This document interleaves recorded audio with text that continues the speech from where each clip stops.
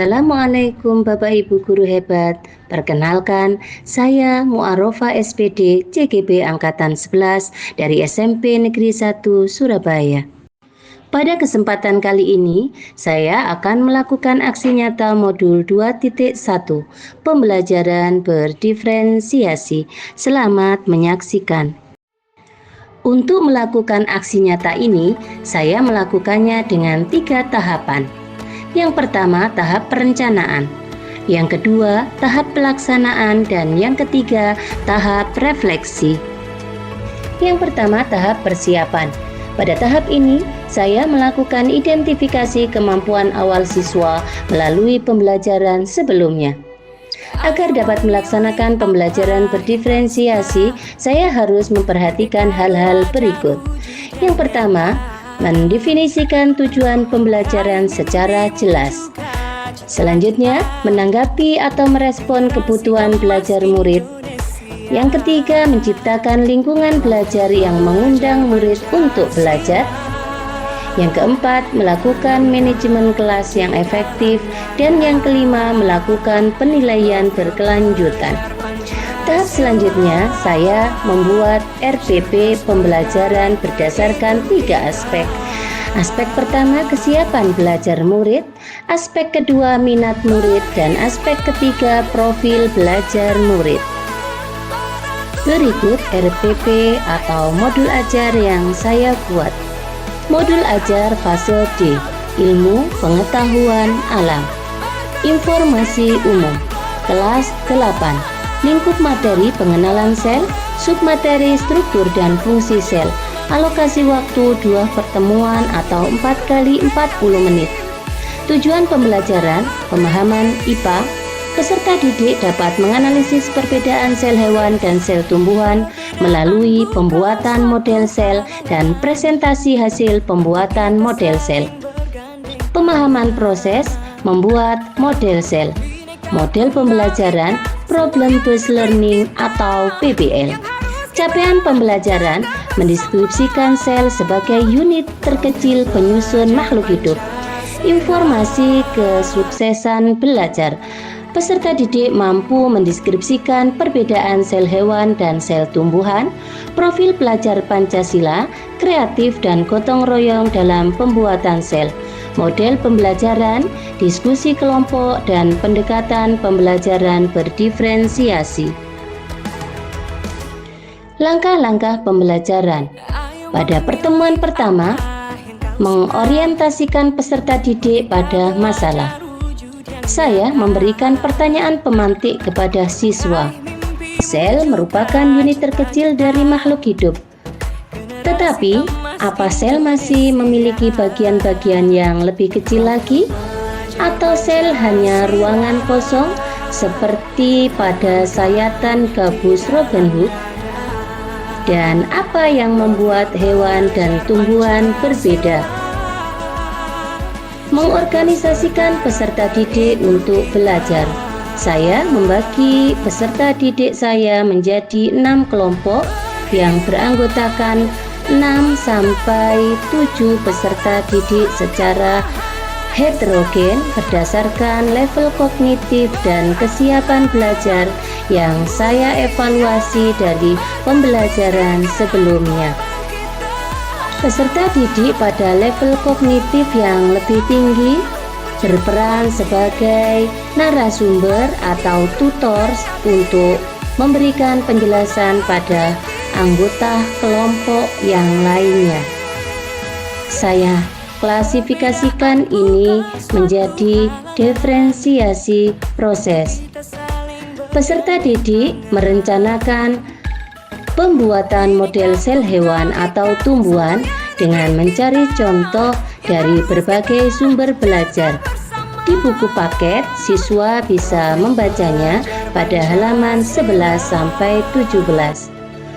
Saya mempersiapkan link video untuk tutorial pembuatan model sel dan siswa bisa mengaksesnya melalui link yang sudah saya bagikan.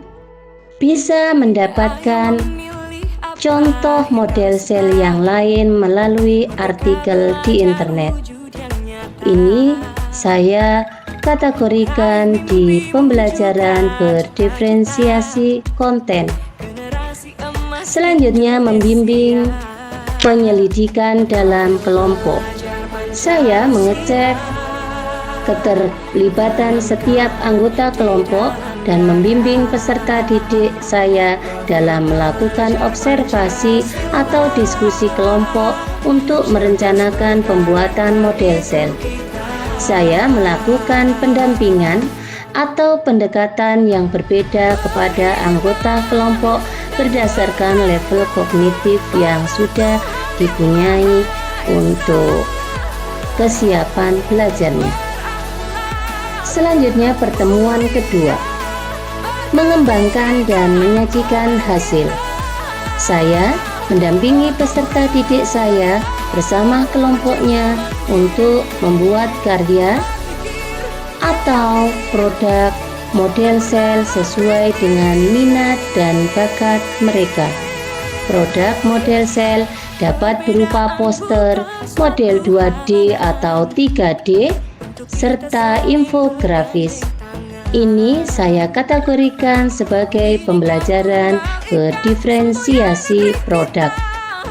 Selanjutnya, saya meminta kelompok model sel hewan mempresentasikan produknya di depan kelompok model sel tumbuhan. Dua kelompok dengan topik berbeda dapat melakukan diskusi dan presentasi masing-masing kelompoknya. Masing-masing kelompok yang presentasi mempunyai kewajiban untuk memvideo presentasinya dan diupload pada link yang sudah saya sediakan. Menganalisis dan mengevaluasi proses pemecahan masalah. Saya memberikan kesempatan kepada kelompok lain untuk menanggapi penyajian materi karya kelompok yang melakukan presentasi. Saya memberikan penguatan mengenai perbaikan pengerjaan karya berdasarkan saran dan masukan dari proses diskusi yang sudah dilakukan di kelas. Saya memberikan penguatan materi kepada peserta didik secara langsung pada saat proses diskusi, dan saya memberikan pengayaan berupa link video yang saya berikan kepada anak-anak. Saya meminta peserta didik secara berkelompok mengerjakan soal pada LKPD yang sudah saya sediakan, membedakan antara sel hewan dan sel tumbuhan. Asesmen yang saya lakukan pada pembelajaran kali ini, yang pertama adalah asesmen formatif melalui observasi sikap, kreatif, dan gotong royong. Selanjutnya, asesmen sumatif saya lakukan melalui presentasi kelompok mengenai hasil proyek yang sudah mereka pelajari. Selanjutnya, tes tulis kelompok melalui LKPD dan tes tulis individu melalui kuis yang saya bagikan. Yang kedua, tahap pelaksanaan.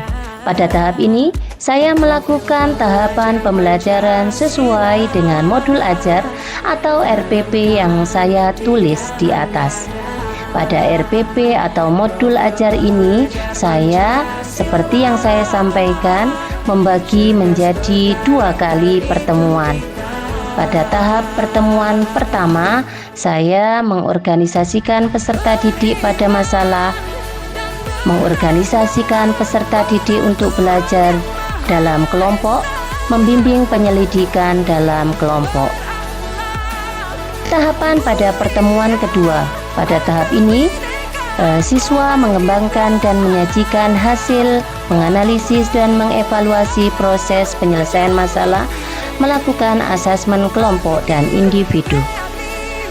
Dokumentasi tahapan pelaksanaan.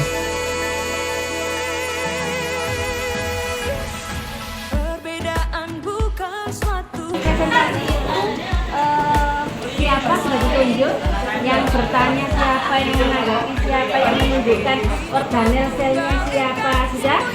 Oke, baik, silahkan presentasi untuk kelompok 1.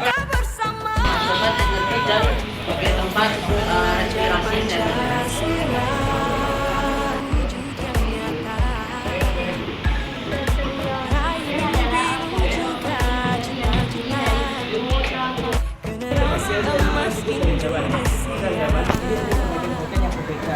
setiap bagian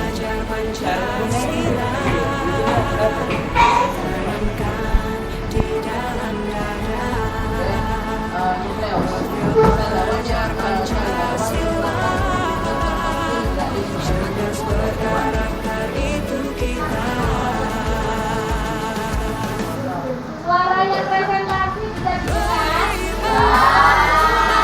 Agak banter yang presentasi. Berikutnya yang ketiga, tahap refleksi. Pada tahap ini saya merefleksikan pembelajaran dengan memberikan pertanyaan pada masing-masing kelompok, kesulitan dan kendala, serta yang membuat mereka bersemangat saat pembelajaran. Jawaban anak-anak ini akan menjadi pemandu untuk pembelajaran saya selanjutnya. Menggunakan aplikasi apa? Menggunakan Canva. Ada kesulitan tidak? Tidak ada kesulitan. Hanya mungkin apa? Oh, yang kemarin itu belum siap. Kemarin belum siap PPT-nya atau modelnya. Oh, ya belum siap sehingga minggu kemarin belum tampil. Ya, terima kasih. Demikian aksi nyata saya. Terima kasih, semoga bermanfaat. Salam dan bahagia. Assalamualaikum warahmatullahi wabarakatuh. Guru bergerak Indonesia maju.